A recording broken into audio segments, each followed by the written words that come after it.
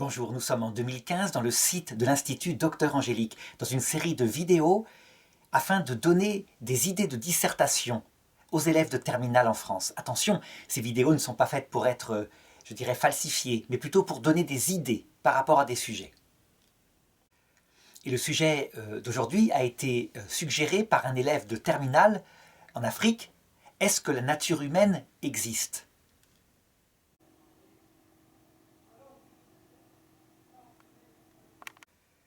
Alors d'abord, dans cette introduction, je voudrais donner une définition de ce que c'est que la nature humaine en philosophie, et toujours à partir de l'observation du réel. Globalement, on oppose souvent nature et culture, inné et acquis.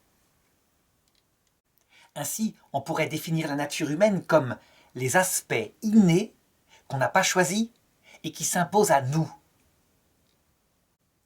Et cela dès notre conception, j'oserais dire, qui sont présentes comme cela. Tandis que la culture, puis ensuite, quand s'établit la liberté, ce sont des aspects acquis.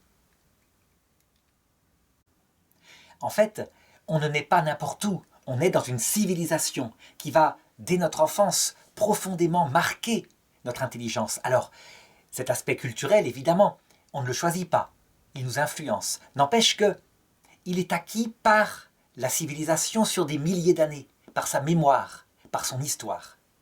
Et à un moment donné, va se mettre en place une série de choix qui viennent vraiment de nous, qui parfois sont en apparence libres, mais en tout cas, qui ne sont pas innés, qui ne s'imposent pas à nous.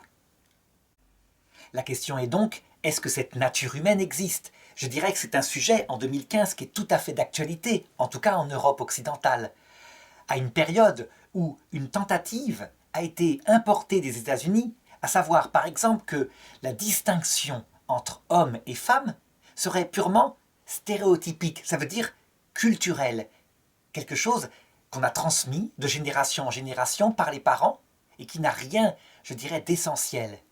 En particulier, les comportements habituels, plus tournés vers les relations des femmes, les comportements habituels, pas universels, mais habituels, disons, généraux, des garçons intéressés par la compétition. Tout cela serait uniquement du stéréotype de genre. Et donc, il n'y aurait pas de nature humaine à ce niveau-là, mais uniquement une éducation fondée sur des choses qui remontent évidemment à l'Antiquité. Par exemple, en Chine, à la distinction entre le yin et le yang.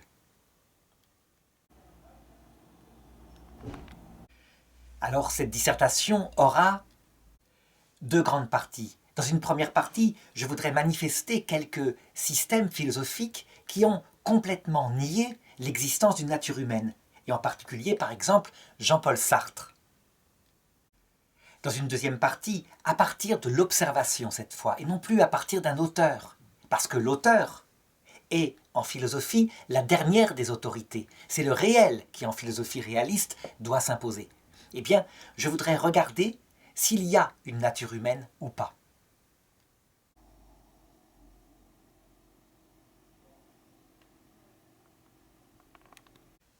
À partir du XIXe siècle, je dirais presque le début, on a vu apparaître, en Europe occidentale en particulier, une série de systèmes philosophiques qui affirmaient qu'il y a une nature humaine, mais qui prétendaient que cette nature humaine, elle était pensée idéalement dans la tête d'un philosophe, et que, de toute façon, quoi qu'il arrive, quand le réel résistait à cette pensée, c'est que le réel lui-même devait changer. On a appelé ces philosophies des idéologies. On peut parler par exemple du capitalisme pur, qui consiste à dire que le bonheur humain, lié à sa nature, c'est de s'enrichir, et il trouvera le bonheur par là. C'est les années de la révolution industrielle. On pourrait parler du communisme par exemple, qui s'oppose violemment à ça en disant « Certes, l'argent est nécessaire, mais c'est dans la libre possession des moyens de production que l'homme peut exercer qu'il trouve le bonheur. Il y a donc pour le communisme une nature humaine, liée au collectivisme et à la possession à égalité des moyens de production. » On verra d'autres systèmes apparaître. Je ne voudrais pas tous les citer parce qu'ils sont nombreux, mais ils se caractérisent tous par le fait que quelque chose qu'un auteur a trouvé dans ce qu'il appelle la nature humaine lui a sauté aux yeux et donc il l'exalte. il l'exalte, il le met en avant et prétend qu'il a trouvé la définition de l'homme.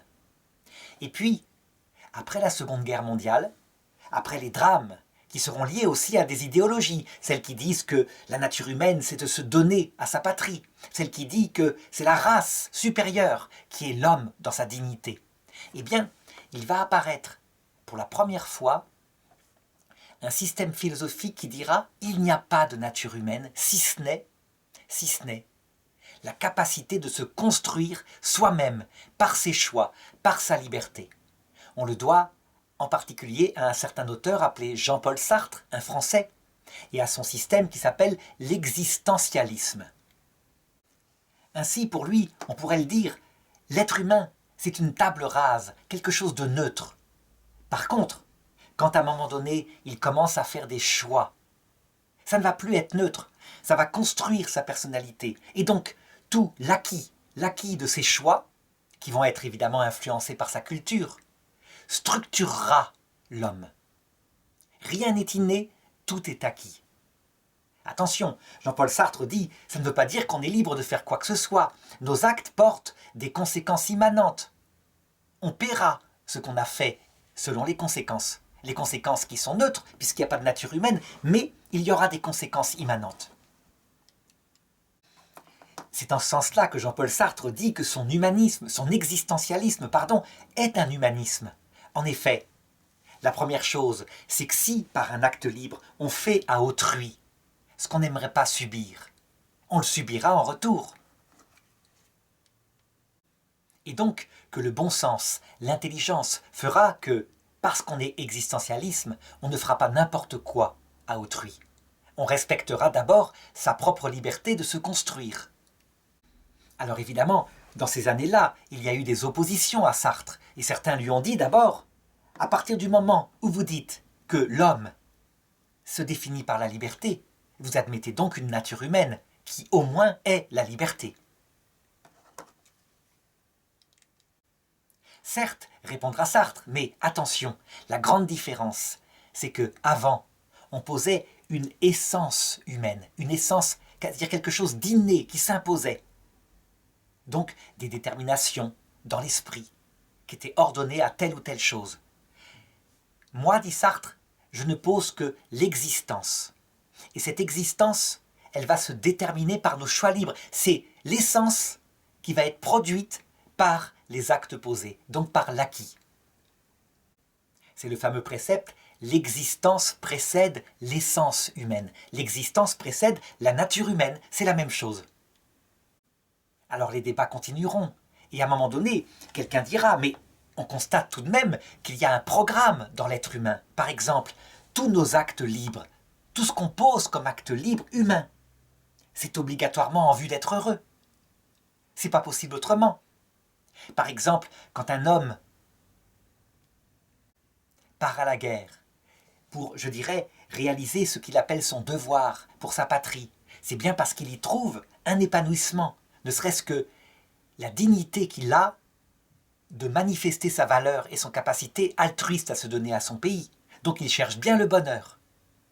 On raconte, je ne sais pas si c'est vrai, que 2 des disciples de Jean-Paul Sartre, à un moment donné, pour prouver que ceci, donc ce principe moral, à savoir que tout acte humain est posé pour être heureux, n'est pas vrai, décidèrent de se suicider. Ils démontraient, selon eux, que la liberté était plus forte qu'eux puisqu'ils cherchaient leur propre malheur, librement, et non pas le bonheur. Est-ce qu'ils réussirent à prouver quoi que ce soit? Eh bien, certains répondirent que, en fait, en se suicidant, ils manifestaient simplement que leur bonheur, c'était de montrer qu'ils avaient raison. Et donc, qu'ils avaient simplement démontré une fois de plus que certaines choses sont programmées dans la nature humaine, comme d'ailleurs dans la nature animale. Tous nos actes libres, et de même tous les actes volontaires choisis par un animal supérieur, c'est en vue de trouver son bonheur. Un chien, par exemple, qui n'a pas de liberté si ce n'est être bien dans sa peau. Eh bien, s'il fait chaud l'été, et qu'il y a un carrelage frais ou un tapis chaud, tout le monde constate qu'il va s'allonger sur le carrelage frais. Et s'il fait froid l'hiver, il va s'allonger sur le tapis chaud. C'est naturel. De même, un être humain qui va mal, où la vie est devenue insupportable et qui se suicide, ce n'est pas parce qu'il trouvera le mal dans le suicide, mais c'est parce qu'il espère y trouver le sommeil. Donc, l'absence de la douleur, donc un certain bonheur.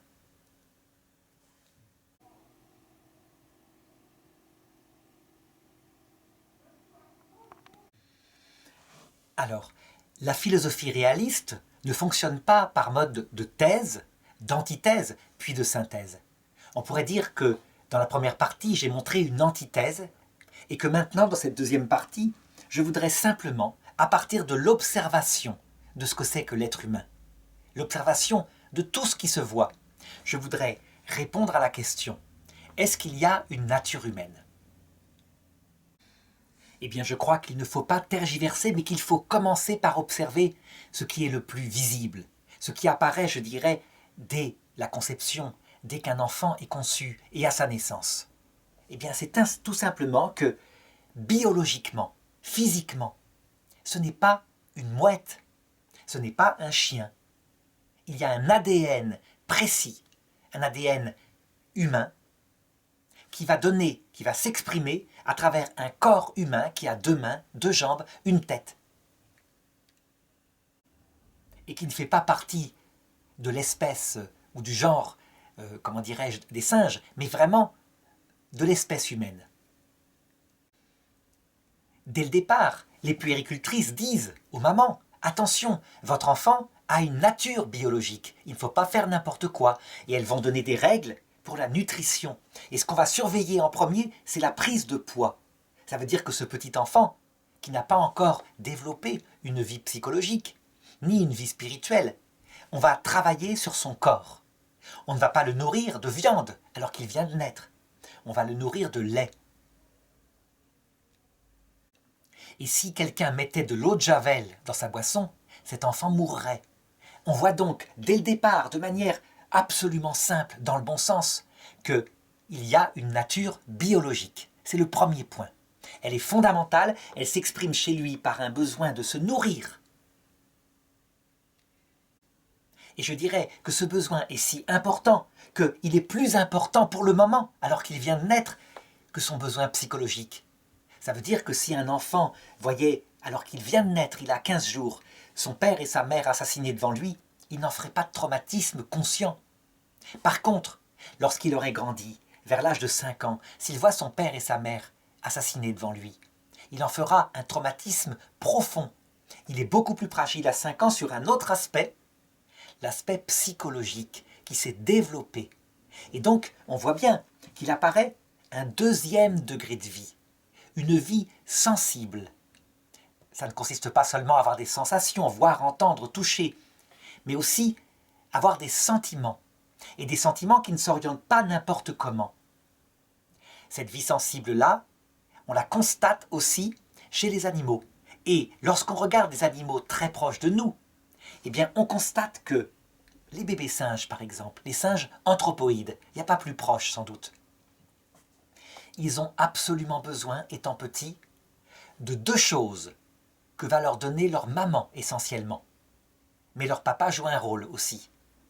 À savoir, beaucoup de tendresse. Ils sont sans arrêt dans ses bras. Il la tête. Elle les caresse, elle les épouille, selon le langage adapté à sa nature de singe, qui ne sera pas le même chez les chimpanzés, pas le même chez les bonobos. Et deuxièmement, elle met des limites, des sanctions. S'il abuse, ça ne va pas aller. Et on le voit aussi chez les mamans chiens. Lorsque le petit chien, par exemple, tète sa mère et qu'il a ses quenottes qui sont développées, qui lui fait mal, eh bien, elle le gronde sévèrement. Et s'il le faut, elle le mord. Au point que tous les éleveurs de chiens le savent, si on enlève le petit chien à sa maman trop tôt, alors qu'il n'est pas sevré, il sera souvent ingérable parce qu'il n'a pas reçu l'éducation de base. Eh bien, on constate exactement la même chose chez le petit Dom. Ça veut dire que, concrètement, un petit Dom, et je crois qu'il n'y a pas de contre-exemple, c'est sa nature. Il a besoin de 2 amours orientés, un amour de tendresse, beaucoup de tendresse, et un amour d'autorité, qui met les limites, tout petit. Tout petit, je dis bien, au point que les éducatrices qui connaissent les enfants un peu plus grands savent que si ces bases n'ont pas été posées dès la naissance, évidemment, il n'y a pas de fessée à la naissance, c'est pas ça. C'est le fait que on n'est pas une maman stressée, qu'on ne va pas le chercher dès qu'il pleure, et que le maître de rythme, c'est la maman, et non pas l'enfant. Eh bien, si on n'a pas posé ces bases, à l'adolescent devenu petit, donc vers 3 ans, il est souvent ingérable, immaniable. La maman est complètement dépassée parce qu'il va dans tous les sens. Il n'a aucune espèce de limite, il devient esclave de ses pulsions qui passent. Donc, il veut un gâteau, il l'aura tout de suite. Et s'il l'a, il n'en veut plus, parce que sa pulsion suivante, c'est de dominer sa mère. Ainsi, l'expérience constate qu'il y a une nature humaine, psychique, sensible, et qu'on ne fait pas n'importe quoi avec. Bien que l'être humain étant soumis à sa liberté, donc un autre degré dont je vais parler après, il n'est pas comme l'animal qui sait, qui est programmé pour savoir ce dont son petit a besoin, au point que quelquefois, en observant une maman chien, les parents humains en apprennent plus qu'en lisant les grandes théories psychologiques qui parfois nient le besoin d'amour, c'était le 19e siècle, et qui parfois nient le besoin d'autorité, c'est après mai 68. Mais ce n'est pas tout. Je n'ai pas tout dit de l'être humain maintenant. Là, j'ai décrit quelque chose qui est commun avec les animaux, supérieurs en particulier. À un moment donné, à l'âge de raison, c'est très net. À un moment donné, on voit apparaître chez l'enfant quelque chose que l'animal n'a pas, une capacité de son intelligence à abstraire les choses, à ne plus rester simplement confiné au quotidien qu'il observe avec ses sens, donc le concret, visible, palpable, audible. Et l'enfant, ça se voit très tôt, va se mettre à poser des questions, et des questions sur les causalités en particulier. Il y a tel effet, d'où ça vient, et puis comment ça marche. Alors on dira, il suffirait de parler langage animal, et il serait capable de le faire. Oui, certainement, mais que pour des choses concrètes, se nourrir, jouer, ou alors plus tard se reproduire. Mais poser des questions sur le fonctionnement même du monde, sur la nature des choses, ça n'intéresse pas les animaux. Ils s'arrêtent comme s'il y avait un blocage dès que ce n'est plus du concret. Alors certains me disaient, il y a tout de même de l'abstrait chez les animaux. Par exemple, quand des lions partent à la chasse, ils ne savent pas s'ils vont attraper ce jour-là un gnou ou au contraire une gazelle. Eh bien, ils partent pour attraper une proie. Ça veut dire ce qu'il y a de commun entre un gnou et une gazelle, à savoir à manger. À un moment donné, j'étais prêt de céder à cette idée. Puis je me suis dit, mais non, en fait, c'est quelque chose de concret que le lion cherche, à savoir de la nourriture, de la chair, pour la dévorer. Il reste bien dans le concret. Ce qu'on voit apparaître dans ce 3e degré propre à l'être humain, c'est premièrement donc l'intelligence. L'intelligence spirituelle se distingue de l'intelligence animale qui, elle, s'appelle plutôt chez Aristote l'estimative. Ça veut dire qu'elle est capable d'estimer ce qui est utile, ce qui est nuisible, soit pour la survie, soit pour la reproduction, soit pour le bien-être. Et ça s'arrête au concret. L'intelligence humaine, son objet est bien plus vaste, même si elle peut s'occuper de cela. Mais un ensemble gigantesque s'ouvre à elle. On peut dire qu'elle est ouverte à la connaissance de tout potentiellement, tout ce qui est, et même ce qui n'est pas. Elle peut imaginer des mondes en se servant justement d'une autre faculté qui s'appelle l'imagination. Et puis, elle peut penser de manière morale sa vie concrète. Ça veut dire ne pas faire n'importe quoi, par choix, envers une autre personne, parce qu'on la respecte. Et à la différence d'une œuvre d'art qu'on peut manier à sa façon, elle nous appartient, elle est produite par nous. On est capable, être humain, ayant acquis une morale, d'aimer une personne alors qu'il n'y a pas de sentiment. Uniquement parce que, par exemple, elle a bien agi, jamais je ne l'abandonnerai. Un acte choisi par l'intelligence. C'est le propre de l'homme. L'animal, lui, comme le chien, étant structuré par ses sentiments, puisque son sentiment naturel, c'est d'aimer les membres de sa meute plus que sa propre vie. Alors il est fidèle à sa meute humaine, à sa famille qu'il a adoptée, jusqu'à la mort. mais tous les chiens sont comme cela. Alors que l'être humain, comme c'est choisi, eh bien certains sont fidèles et certains sont traîtres. Il y a la liberté qui apparaît et ça fait donc partie de la nature humaine que les animaux n'ont pas. Alors on pourrait dire que là, on a développé la base, on a décrit fondamentalement ce que c'était que la nature humaine. Eh bien, en fait, s'il y a 2 degrés liés au corps, qui sont donc la vie biologique et la vie sensible, je pense qu'il y a aussi 2 degrés liés à la vie de l'esprit.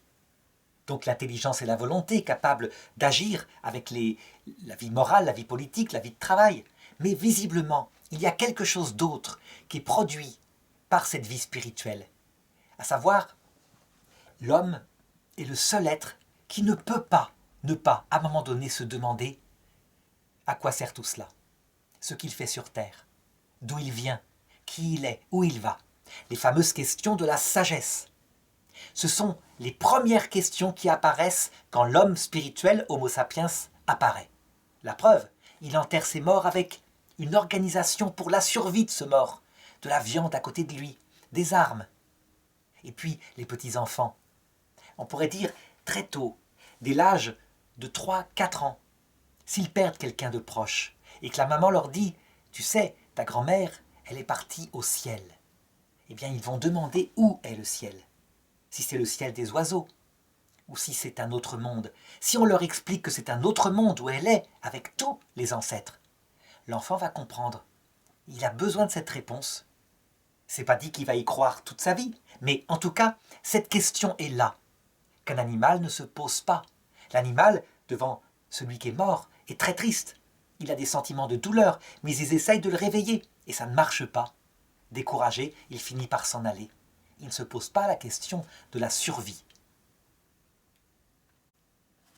Ainsi donc, j'ai posé, on pourrait dire, une structure de l'être humain. L'être humain est structuré selon ces 3, d'après Aristote, degrés de vie, ou 4 degrés de vie si on ajoute la méditation de saint Augustin sur ce degré mystique dont l'homme a besoin au point de vue spirituel. Maintenant, lorsqu'on regarde en second lieu l'esprit humain, parce que pour le corps c'est évident, il y a des orientations. Comme tu le disais, boire de l'eau de Javel, c'est conduire à la mort, il y a une orientation naturelle de la vie biologique. Si on regarde ce qui est propre à l'homme, donc son intelligence et sa volonté, on pourrait se demander, avec Jean-Paul Sartre, est-ce que ça au moins ce n'est pas tabula rasa, ça veut dire neutre, orienté vers ce qu'on veut. Et donc que ça, le propre de l'homme, c'est que ça se structure sans qu'il n'y ait rien d'inné, comme ça veut, par les simples choix qu'on pose. Eh bien même ça, je ne le dirais pas. Je pense qu'en observant de manière réaliste l'intelligence, on s'aperçoit qu'elle n'est pas neutre, qu'elle est orientée vers quelque chose, qui s'appelle la vérité. Ça veut dire que son objet, ce n'est pas d'inventer des systèmes clos, je dirais dans la tête, qui fonctionnent en cercle, comme ça. Très vite, c'est quelque chose qui ne nourrit pas. Ça peut être un jeu, de même que l'art, par exemple, qui produit la beauté, est quelque chose de fantastique. Mais dès que l'intelligence humaine atteint son objet, qui est la source de vie pour elle, la réalité et son immense complexité, les gigantesques objets qui sont devant nous, à commencer par l'atome qui, en lui-même, déjà, dépasse complètement les capacités de notre intelligence. Mais l'être humain, ce microcosme absolu, cet univers, qui est plus parfait que l'univers tout entier, avec ses 4 degrés de vie comme je viens de l'indiquer, tout d'un coup, cette intelligence s'épanouit. Trouver la vérité dans ce domaine-là du réel est comme une nourriture qui la rend, je dirais, à son objet. Et donc qui lui donne vie. Les mathématiciens, qui eux fonctionnent dans l'abstrait, expérimentent cette joie quand ils découvrent un chemin magnifique, beau, pour découvrir une démonstration. Cette joie, elle n'est pas liée au réel, elle est liée à un système clos. Mais quand c'est appliqué à la réalité, qu'on découvre quelque chose d'encore plus grand qu'une démonstration mathématique, la complexité de l'être humain en particulier, avec ses 4 degrés de vie dont l'aspect physique n'est qu'un aspect, eh bien, l'épanouissement est intense. Une intelligence qui reste dans une idéologie, elle finit par tourner sur elle-même. On le voit très bien, par exemple, avec la psychanalyse freudienne, qui est une règle simple d'interprétation où la nature humaine est réduite toujours au même schéma, à savoir une mère castratrice, un père avec un surmoi et l'enfant qui en fait des complexes. Et tout s'explique par là. Et si une personne nie que son comportement s'explique par là, c'est donc qu'elle refoule à l'intérieur d'elle-même un surmoi mal assumé. Eh bien, très vite, les psychanalystes, dans leur système, se mettent à tourner en rond. Ils voient bien que c'est trop simple. Ça ne correspond pas à la complexité de l'être humain. Et ce système moisit sur lui-même. Et les longues séances de psychanalyse, quand c'est leur métier, sont des longues séances d'ennui. Alors, ce que je viens de dire de l'intelligence qui serait donc orientée naturellement vers le vrai, est-ce qu'on peut le dire aussi de la volonté humaine qui agit librement? Là, on pourrait dire tout au moins, on peut faire ce qu'on veut, comme on veut, il n'y a pas de problème. Là, Sartre a bien raison, évidemment, on en tirera les conséquences, mais la liberté humaine est divine. Et bien même ça, en observant l'être humain, je ne l'affirmerai pas. Je voudrais pour l'illustrer raconter quelque chose qui s'est passé il y a 80 ans et qui a frappé un criminel de guerre appelé Himmler. Himmler avait donc décidé d'exterminer par balles les Juifs d'Europe de l'Est. Et donc il avait envoyé des hommes aguerris, habitués à tuer depuis la petite enfance des animaux, et donc indifférents, pour tuer par balles des villages entiers peuplés par des Juifs. On creusait le trou, et puis après on s'entraînait, et ça devait être un jeu amusant puisqu'on s'entraînait à économiser les balles, etc. Or, tous les témoignages venant des officiers rapportèrent à Himmler que ces hommes devenaient fous, que beaucoup se suicidaient, tombaient dans l'alcool, n'arrivaient pas à assumer. Qu'est-ce qui se passait alors qu'ils avaient été depuis leur enfance, on pourrait dire, dans une liberté totale, nourris par une idéologie qui leur disait qu'ils ne tuaient rien d'autre que des sous-hommes, des animaux, un peu comme un boucher tue des vaches. Qu'est-ce qui se passait? En fait, factuellement, ils ne pouvaient pas faire autre chose que de constater que c'était des enfants, des femmes, comme eux. Et toute la négation dans leur intelligence ne pouvait que constater l'inverse. Et leur volonté, qui agissait donc de façon profondément immorale, mais d'une immoralité qui leur avait été pourtant induite comme étant la morale, leur volonté se détruisait dans l'angoisse. Saint Thomas d'Aquin disait que la volonté humaine n'est pas neutre, qu'elle est orientée vers le bien. Et il disait que cette orientation naturelle s'appelle la syndérèse. S-Y-N-D-E-R-E-S-E. Cette syndérèse, que certains nient, surtout depuis l'époque de Sartre, se manifeste profondément quand l'esprit est blessé par un acte mauvais, je dis bien un acte mauvais en soi, comme par exemple faire une promesse à une jeune femme de mariage, l'épouser. Elle donne des enfants, elle vieillit un peu, et puis parce que elle donne moins de plaisir, elle est moins attirante, la jeter comme cela. On pourrait dire, aucune importance, cette jeune femme doit respecter la liberté de l'autre qui trouvera ailleurs son épanouissement. En fait, l'acte de celui qui a trahi va marquer profondément la conscience. Une souffrance spirituelle, une sorte de feu qui sera là et qui rongera après la suite de sa vie. Il semblerait donc que pour la nature de la volonté, trahir son honneur, trahir volontairement sa promesse comme cela, est dans le sens inverse de son orientation naturelle, de sa syndérèse.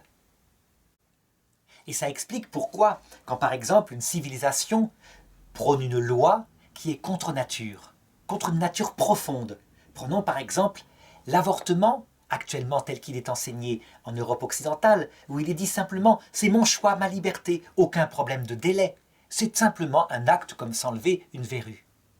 Eh bien, comme c'est fondamentalement opposé à la syndérèse, donc à l'orientation naturelle de la volonté, mais aussi, sans doute, à la nature profonde de l'instinct biologique de reproduction, eh bien, dès qu'un propos est tenu qui dit « attention, le petit enfant est-il, par hasard, une personne en devenir qu'on ne peut pas traiter comme une tumeur ?»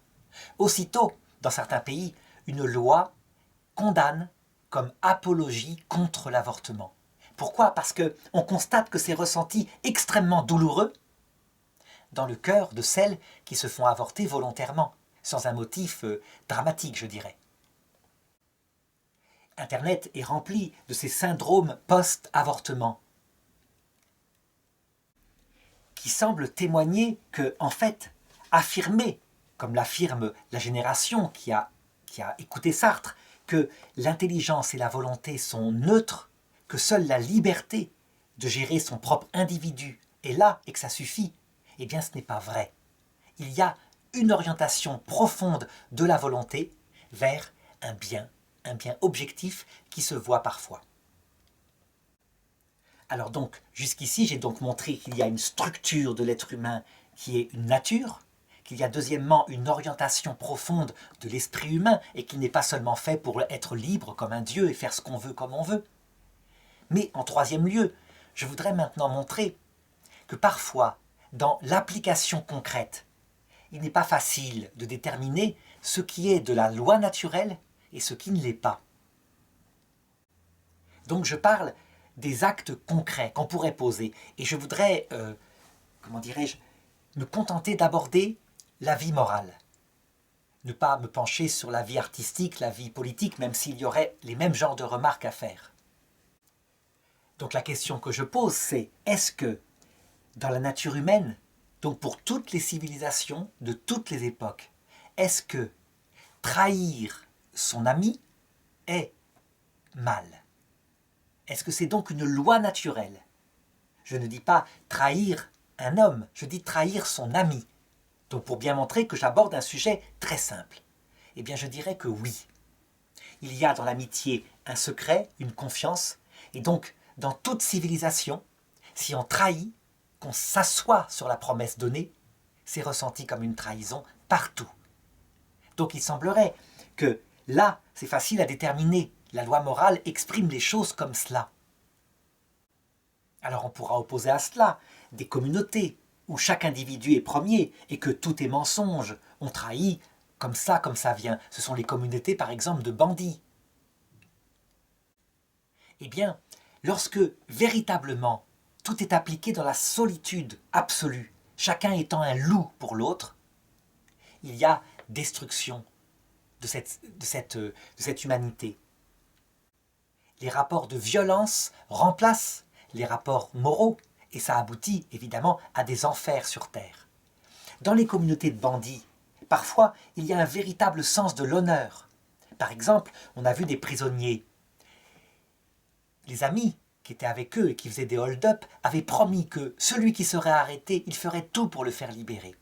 Et on a donc vu des gens appliquer leurs paroles et prendre des risques énormes avec des hélicoptères, en prenant des otages, donc en appliquant évidemment une loi immorale pour libérer cet ami, parce que la parole avait été donnée. Et leur propre vie comptait moins que l'honneur de la parole donnée. C'est un code d'honneur de bandit, admettons-le. Et tous ceux qui étaient étrangers à la bande pouvaient être pillés et rançonnés. Mais c'est ce qui les faisait vivre. Donc je pense qu'il y a là une loi facile à découvrir et qui est universelle. Mais maintenant, si on entre dans des choses plus précises, des choses moins évidentes, comme par exemple dans le mariage, est-ce que la polygamie est contre nature? Est-ce que la monogamie est naturelle? Eh bien je dirais qu'il est plus difficile de se prononcer dans une première approche. Parce que, en effet, je l'ai montré au début de cette partie, il y a donc deux parties dans l'être humain. Ces 2 degrés corporels, vie biologique, vie sensible, et ces 2 degrés spirituels. Donc l'intelligence et la volonté pour une vie morale, une vie artistique, une vie politique, et puis l'intelligence et la volonté pour la recherche du sens ultime de la vie, de la sagesse. Chacune de ces parties a ses propres lois qui doivent s'harmoniser, mais qui parfois s'opposent. Et je dirais donc que quand on regarde l'homme masculin, eh bien la tendance de son corps, de sa sexualité, de sa violence parfois, c'est plutôt d'être polygame et de mettre sous sa protection plusieurs femmes. On le voit dans le monde animal, et c'est pas pour rien que l'homme fait partie du genre plutôt de la famille des primates. Cependant, cette polygamie, qui d'ailleurs est très rarement dans le sens inverse, c'est-à-dire une femme qui aurait plusieurs maris. Non, parce que la force, la domination vient de l'homme, et donc la femme à ce niveau-là, dans ces relations-là qui sont charnelles, je dirais, liées à notre animalité, elle se soumet comme dans les groupes animaux. Eh bien, lorsque une civilisation s'affine, se spiritualise, on peut dire que la femme, elle n'aspire pas à être avec plusieurs personnes. Si l'homme est un homme bon, un homme droit, un homme spiritualisé, elle aspire à un amour unique et réciproque. Un amour où elle est respectée dans sa différence, mais dans une égalité de droit. Si bien que l'on voit peu à peu, dans l'humanité entière, la monogamie qui s'installe au fur et à mesure que la civilisation progresse. On l'a vu par exemple dans le judaïsme. L'histoire biblique est un livre de philosophie. Au tout début, lorsqu'est raconté le néolithique, la femme, elle est comptée en même temps que le troupeau, avec les enfants d'ailleurs. On compte les hommes, c'est eux qui ont la dignité. Mais les choses s'affinent. À l'époque, par exemple, du roi David, il a certes plusieurs femmes, il est polygame, mais il les respecte chacune, il essaye de leur donner à chacune une dignité. Et à un moment donné, quand l'une de ses femmes se moquera de lui, à savoir Mika, la fille du précédent roi Saül, il n'ira plus la voir, elle n'aura jamais d'enfant.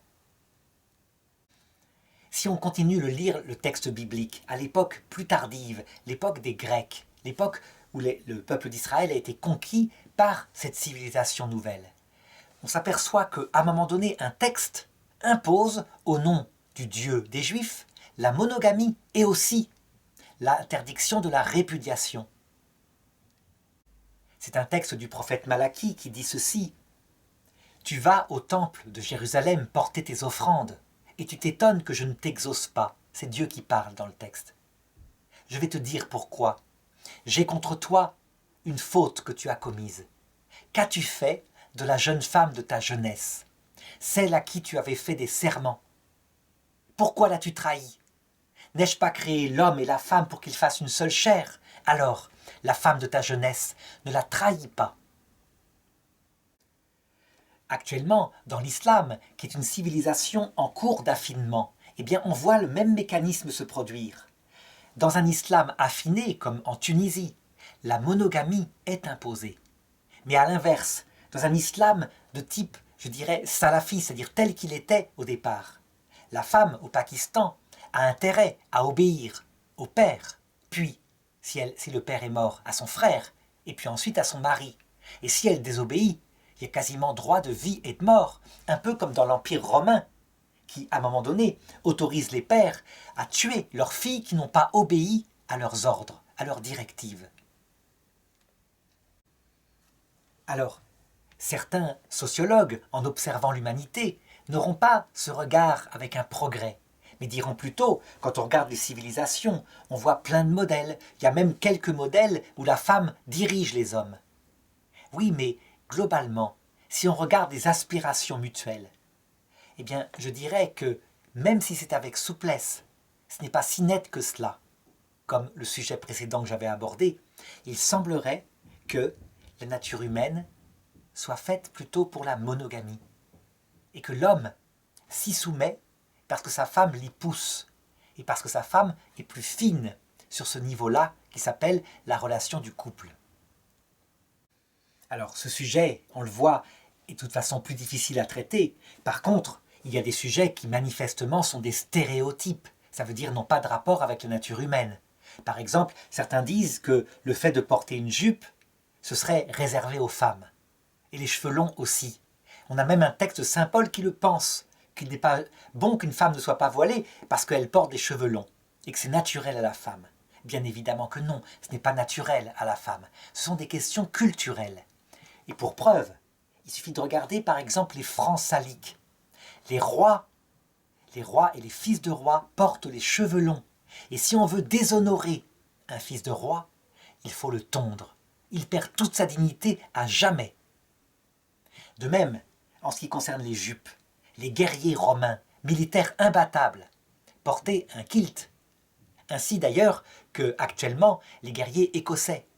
Ça montre bien que en fait tout ça c'est culturel, ça ne fait absolument pas partie de la nature humaine, de même que le langage articulé est quelque chose qui, si l'existence du langage est naturelle, la détermination des mots est quelque chose de purement culturel, donc d'acquis en fonction d'une culture.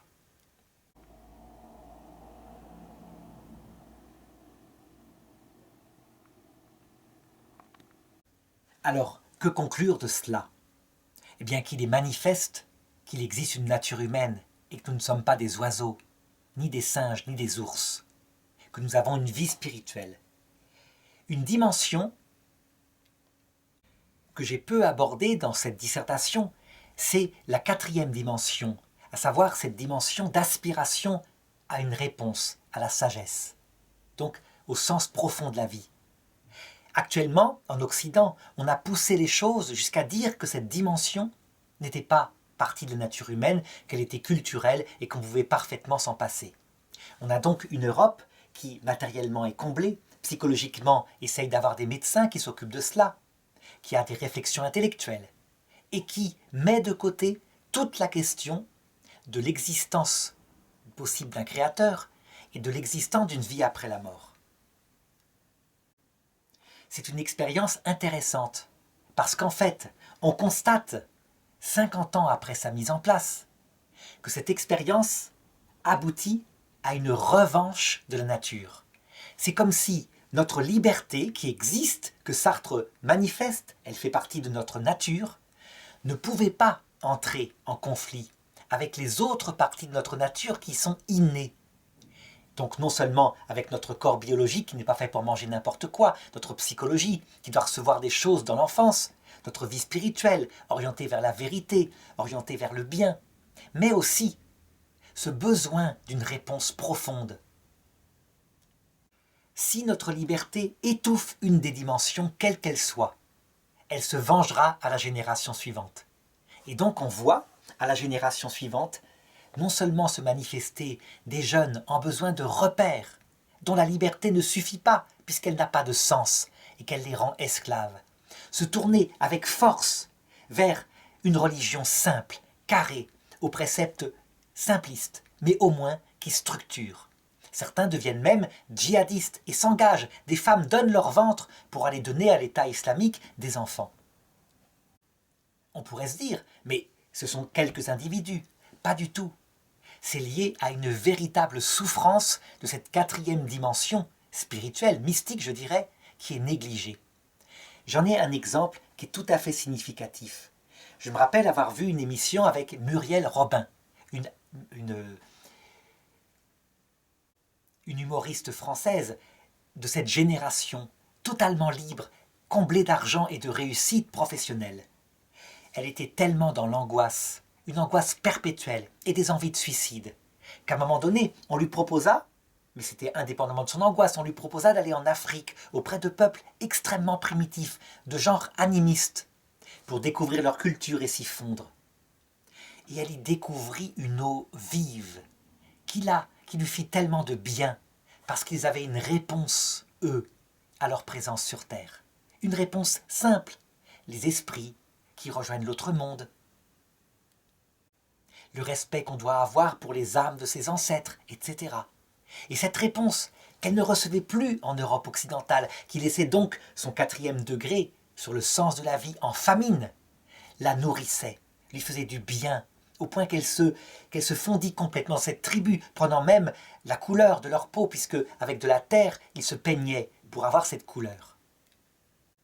On peut dire que lorsqu'elle revint en Europe, elle avait trouvé comme un bol d'oxygène.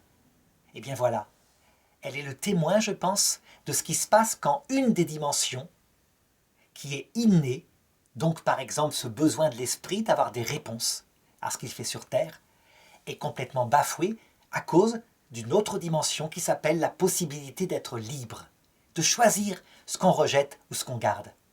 Cette dimension, puisqu'elle fait partie de la nature humaine, se venge, tôt ou tard.